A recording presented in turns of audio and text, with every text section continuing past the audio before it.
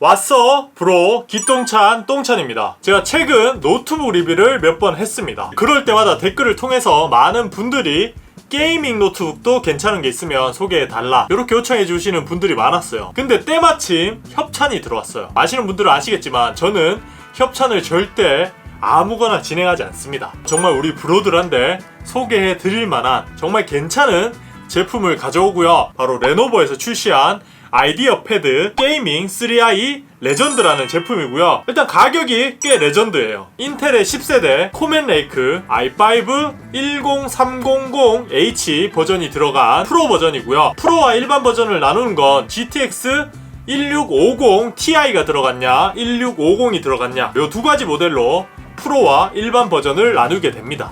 그러니까 한마디로 얘는 1650 Ti가 들어간 제품이고요. 램 같은 경우는 8기가, 저장 장치는 NVMe 방식의 256기가가 탑재되었어요. 자가 업그레이드를 통해서 램과 SSD를 확장할 수 있으니까 그런 부분은 알고 구매를 하시면 좋을 것 같습니다. 그리고 제가 이 녀석을 추천하는 이유는 뭐 여러 가지가 있는데요. 가장 큰 핵심적인 이유는 바로 밸런스입니다. PC 조립을 한다든지 노트북을 소개해 드릴 때, 특히 게이밍에 관련된 제품들을 소개해 드릴 때는 밸런스가 정말 중요하다. CPU, 그래픽카드, 심지어 요즘 모니터까지 이 3위일체가 얼마나 잘 맞는지 그런 부분을 늘 강조했었거든요. 그런 관점으로 봤을 때 정말 밸런스가 괜찮습니다. 그리고 노트북은 성능이 다가 아니잖아요. 뭐 발열, 소음, 스피커, 키보드 성능이 어떤지 자세하게 한번 리뷰해 보도록 합시다. 그럼 먼저 디자인부터 간단하게 보죠. 어떻게 보면 좀 투박할 정도로 심플하게 출시가 되었어요. 디테일이 거의 없는 디자인을 채택을 했고요. 한켠에 레노버 로고만 있습니다. 그래도 모서리 부분을 살짝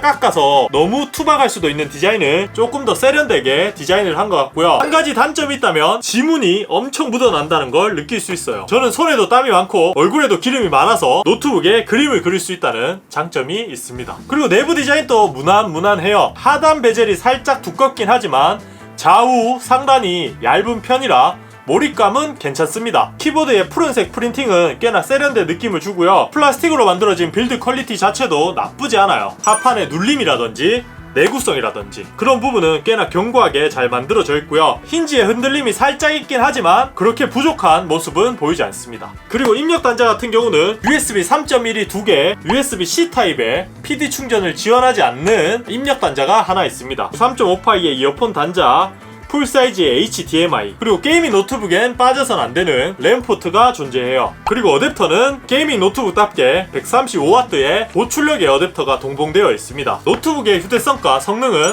반비례한다고 보시면 돼요. 성능이 좋을수록 무거워집니다. 레노버의 3i도 두께가 239mm, 무게는 2.2kg으로 경량화 모델에 비하면 확실히 무겁고 큰 느낌이 듭니다. 오버클럭을 많이 해보신 분들은 아시지만 좋은 성능을 내기 위해서는 높은 전력이 필요하고요. 높은 전력이 들어가면 당연히 발열이 생깁니다. 그 발열을 얼마나 잘 잡느냐 못 잡느냐에 따라 노트북의 성능이 크게 달라지기 때문에 이런 게이밍 노트북들은 크고 무거울 수밖에 없어요. 쿨링을 좋게 만들기 위해서죠. 계속해서 디스플레이, 제가 밸런스가 좋은 게이밍 노트북이라고 했잖아요. 최근 게임을 많이 하시는 분들은 본체 성능뿐만 아니라 이 모니터, 모니터의 주사율도 정말 중요하게 생각하잖아요. 근데 보통 100만원 이하의 게이밍 노트북들은 주사율까지는 잡지 못해요. 높아봐야 75Hz 정도가 많은데요. 레노버의 3i는 120Hz의 디스플레이를 탑재했습니다. 물론 저처럼 똥손은 주사율이 높아졌다고 해서 총을 더 빨리 쏘는 건 아니지만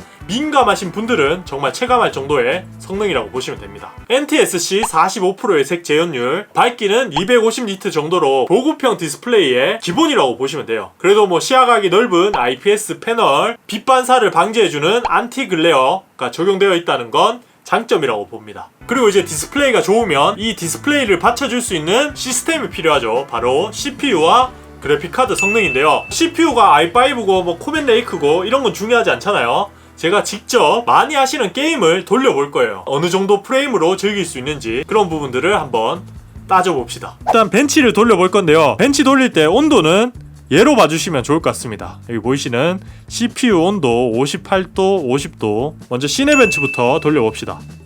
런.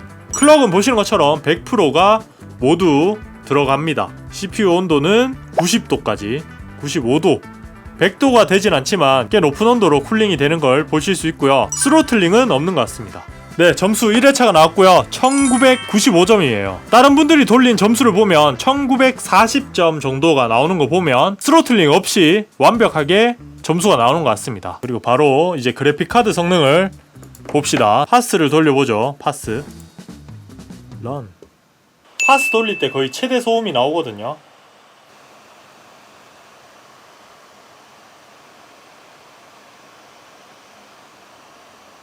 제가 사용해봤던 정말 고사양의 게이밍 노트북보다는 소음이 크진 않습니다. 그냥 평이한 수준의 소음이라고 보시면 돼요. 그리고 온도는 상당히 뜨겁다는 거. 키보드도 꽤 따뜻하고요. 게임을 장시간 하다 보면 조금 덥다고 느낄 수 있을 것 같아요. 그리고 아이디어 패드 게이밍 3i 같은 경우는 벤티지라는 전용 프로그램이 있습니다. 뭐 네트워크를 향상시킬 수도 있고요. 돌비 애트모스를 킨다든지 끈다든지. 가장 눈에 띄는 건 여기 보시면 열 모드가 있어요. 펜 속도를 최대로 해서 퍼포먼스를 향상시키는 그런 모드도 있습니다. 좀 이따가 배그 같은 걸 할 때는 퍼포먼스 모드를 하면 얼마나 프레임이 향상되는지 그런 부분도 한번 비교를 해볼게요. 롤부터 먼저 해봅시다. 남자의 미드 탑. 자, 보시는 것처럼 프레임은 한 100프레임이 조금 넘게 나옵니다. 로드율은 30% 정도가 나오고요.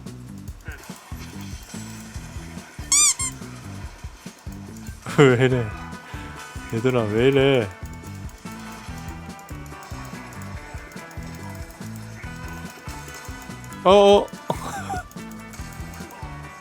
아, 나 전멸을 저렇게 써. 패배.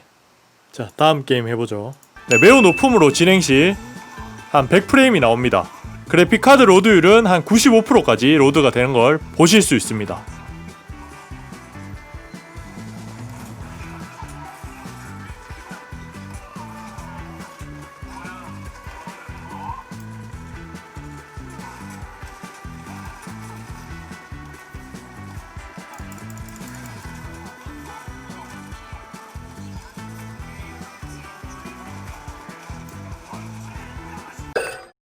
국민 옵션을 적용했고요. 렌더링 크기는 100, 해상도는 FHD로 적용을 했습니다.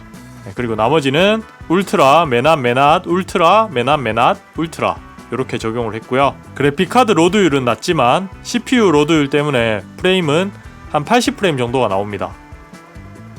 열 모드에서 퍼포먼스 모드, 그리고 네트워크도 향상을 해볼게요. 온도가 얼마나 착해질지.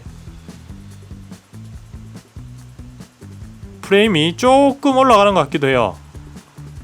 큰 차이는 안 나지만 조금 더 시끄러워지면서 프레임도 한 5프레임 정도는 높아지는 것 같습니다.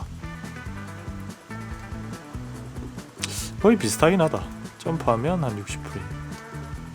대신 뭐 소음이 높아지는 건 어쩔 수 없는 것 같고요. 게임을 할 때는 이렇게 퍼포먼스 모드로 놓고 게임을 하는 걸 추천해 드립니다. 특히 배그 같은 거. 뭐 롤이나 오버워치는 그냥 하셔도 될 것 같아요. 이제 프리미어 프로 렌더링을 한번 해봅시다. 제가 가장 많이 쓰는 설정을 맞춰서 30분에 돌릴 겁니다. H264고요. 내보내기 딱 30분에 시작했죠. 영상의 길이는 6분 42초짜리 제가 테스트할 때마다 사용하는 파일을 사용했습니다. FHD 24프레임 얼마나 걸리는지 한번 지켜보자고요. 네, 100% 39분. 딱 9분 10초 정도 걸렸네요. 무엇보다 게이밍 노트북이잖아요. 그래서 본인이 어떤 게임을 주로 하는지, 그리고 어떤 게임이 어느 정도 성능으로 돌아가는지 그런 걸 중점적으로 봐주시면 좋을 것 같고요. 램까지 추가하면 아마 프레임이 조금 더 잘 나올 거예요. 렌더링 속도도 램을 추가하면 조금 더 차이가 날 거고요. 어쨌든 성능은 요 정도라는 거. 그리고 이제 키보드를 한번 알아봐야겠죠.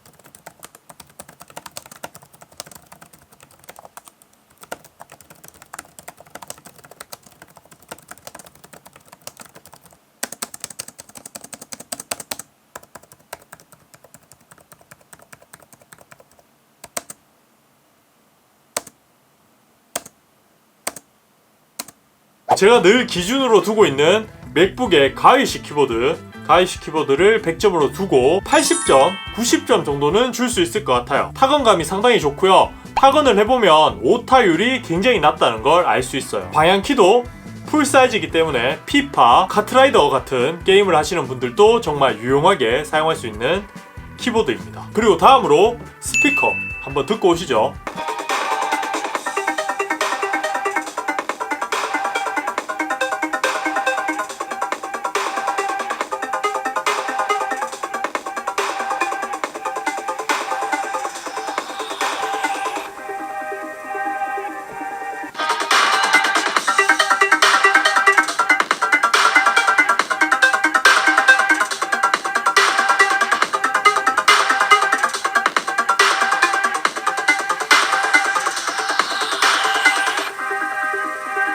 스피커는 솔직히 좀 아쉬워요. 한 50만원대 노트북에서도 들을 수 있는 그 정도의 소리라고 보시면 되고요. 그럼 이제 종합해 볼게요. 레노버의 게이밍 3i는 가성비가 정말 괜찮습니다. 120Hz의 주사율, 1650ti, 코맨레이크 i5 이 세 개의 조합이 정말 괜찮다. 그리고 발열과 소음도 적당한 수준으로 잘 잡았을 뿐더러 키보드의 성능도 뛰어나기 때문에 정말 가성비는 괜찮습니다.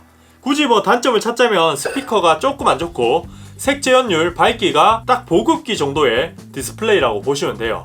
주사율은 높지만, 그래서 그런 부분이 조금 민감하신 분들에게는 단점이 될 수 있지만 가격을 생각하면 납득이 됩니다. 그리고 배터리의 성능도 게이밍 노트북을 버티기에는 조금 작아요. 45Wc 같은 경우는 뭐 일반 노트북, 그냥 보급형 노트북에 많이 들어가는 배터리 용량이라고 볼 수 있거든요. 실제로 사용해보면 한 2시간, 3시간 정도면 배터리가 없어집니다. 근데 또 한편으로 생각해보면 게이밍 노트북은 전원을 늘 넣어야 돼요. 전원을 넣지 않으면 100% 성능을 끌어낼 수 없습니다. 그렇기 때문에 배터리 용량을 좀 양보하고 휴대성을 어느 정도 챙기면서 요걸 아끼는 거죠. 여기까지 제가 리뷰해본 레노버의 게이밍 3i 레전드 프로 제품이었고요. 오늘 영상이 도움이 되셨거나 재밌었다면 좋아요, 구독하기 잊지 마시고요. 다음 시간에 또 밝은 모습으로 찾아뵙도록 할게요. 그러면 다음에 봐요. 똥봐.